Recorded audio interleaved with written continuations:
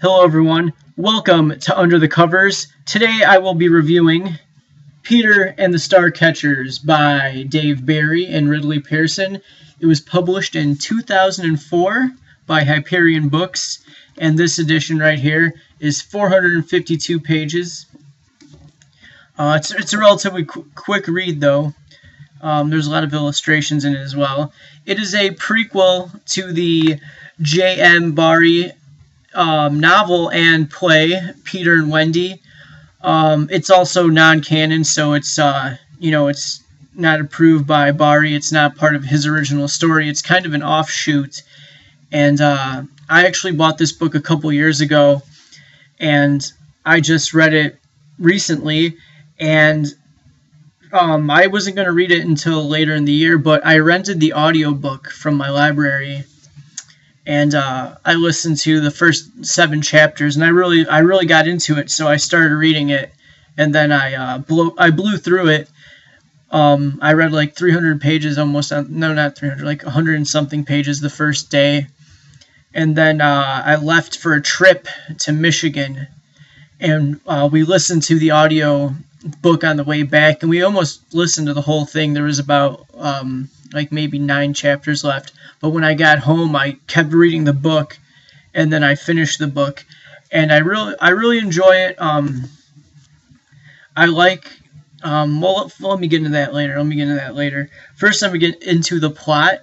Peter and his friends, who are orphans, are being put on a ship that is being sent to Rundoon from England, and on this ship there is a treasure, and inside that treasure is star stuff, and star stuff is what can make you fly, or like what can make animals change form, and among other things. And everyone's after this trunk. The Starcatchers are after the trunk.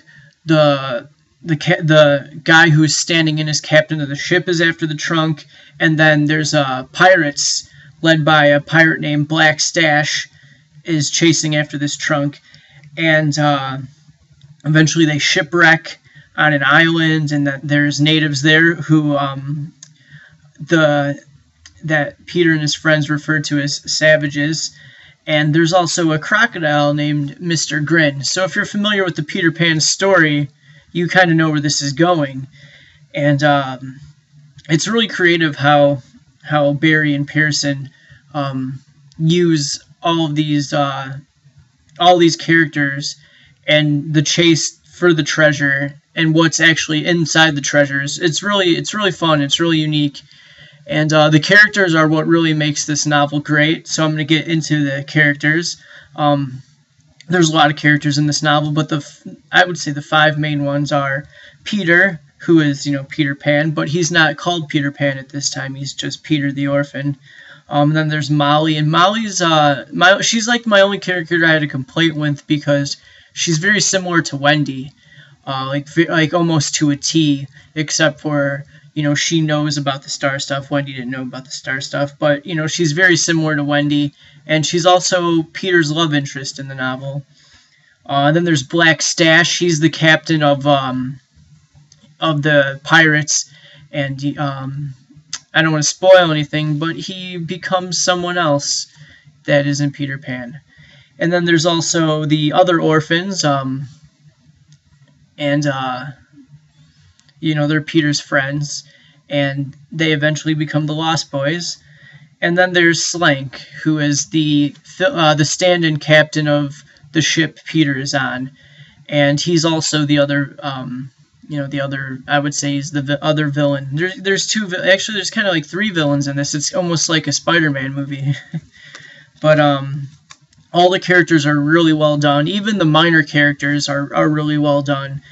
And Ridley Pearson and Dave Barry, they do a good job with balancing the suspense and the humor, and the humorous characters and the serious characters. And the characters are really, really, really well done. And they're probably the main reason why I really enjoy this story, other than it being the origin story of Peter Pan. It's a fun read. It's very creative with the way things are tied together, and the way characters become what they become in the original novel and the movie. I'm mostly basing my reference of Peter Pan off the movies because I've never read Peter and Wendy or seen the original play. My only complaint was it ties it all up at the end very quickly. There's this big story about how the treasure gets to the island, and not that it was bad, not that the end was bad, but there's this long story of how the treasure gets to the island, and then the fight, and then everything else at the end is just, it seems really quick, and how it's tied up really quick. I would have liked to see it, dragged out a little bit more.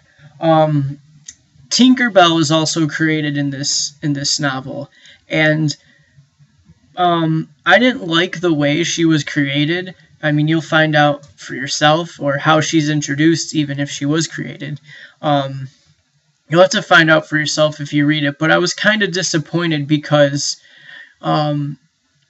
even though Peter Pan is, set in a almost mythological and, fantastical world and realm, or whatever you want to call it, I always considered Tinkerbell, almost like a higher power, and the way she was brought into this novel was kind of disappointing, but it makes sense with what they did earlier on in the novel. If you read it, you know what I'm talking about. If you haven't, I really recommend checking it out because it's a very creative read. It's a very fun read, and it's it's not deep thinking like The Stranger or Invisible Man or something like that, but it's still a very fun, creative read. And for my final rating, I would give it a 4 out of 5 stars. I think it would have gotten a higher rating from me if the ending wasn't so rushed. I like the way things were tied together at the end, but I felt like it was rushed. And some of the character origins I thought could have been a little bit better, like Tinkerbell. And that's all I really have. It was a quick read. It's a fun read, like I've been saying. And, that's all I really have for you. Peter and the Starcatchers by Dave Barry and Ridley Pearson. 4 out of 5 stars, so pretty good, solid read. I promised a couple, I guess, shows ago that I would be doing a book review, and I didn't give the name of the book, but it's coming up. And my only hint for what it is winter is coming. So you should know, if you're familiar with current pop culture, what that would be. If you like this video, go ahead and like it. If you want to subscribe, go ahead. If you're a fellow booktuber, let me know so I can check out your channel. I subscribe to a lot of the booktubers here on YouTube, and they're all really good. And if you're one too, let me see your channel. Also, if you've read Peter and the Starcatchers, leave some comments too. That's fun. I want to hear what people think about this book. Or if you've read the other books in the series, give me a heads up on if they're good or not. Because I have the first 4. I bought them all on a whim. So, and I'm happy with the first one, so I'm going to read the second one too. So maybe I'll review that one too. So that's all I have for you. Thanks for tuning in. Later.